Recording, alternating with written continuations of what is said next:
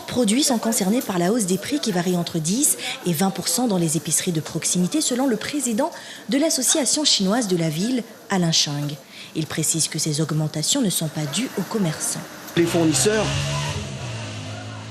eux, ont appliqué une hausse, mais qui n'est pas du tout pour profiter de la situation non plus.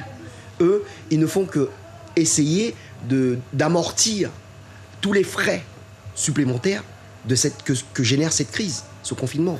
L'association chinoise a fait appel à la direction des entreprises, de la concurrence, de la consommation, du travail et de l'emploi pour procéder à un contrôle des prix afin de rassurer les consommateurs.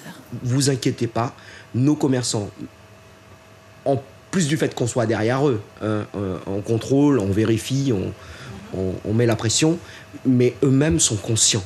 Ils savent qu'il ne faut pas déconner avec leurs propres clients en plus, ce sont leurs clients. Il n'y a aucun intérêt. Du côté des grandes surfaces, le discours est totalement différent. Pour moi, c'est des mensonges. Il n'y a pas d'augmentation de tarifs. Les tarifs sont les mêmes que depuis janvier. Le ressenti des clients est plutôt nuancé. Sur les boissons, il y a quand même, moi j'ai constaté une hausse autour de 1 euro facilement. Je ne fais pas trop attention en fait. Donc voilà, je suis quelqu'un qui arrive au dernier moment pour acheter quelque chose rapidement. C'est toujours comme ça. Moi, c'est tout au long de l'année que je fais attention à ça. Voilà, par exemple, les saucissons ont augmenté, là, ce qu'on prenait habituellement. En Guyane, il faut que ça change. Voilà. Il faut que ça se développe, qu'il y ait plus de magasins sur Saint-Laurent. C'est très important. C'est pas flagrant, mais c'est quand une fois qu'on regarde la liste des courses, on constate quand même qu'il y a une petite augmentation.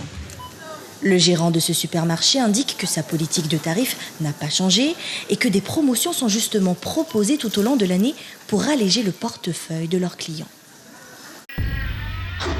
Suivez l'info sur Guyane la Première, télé, radio et Internet.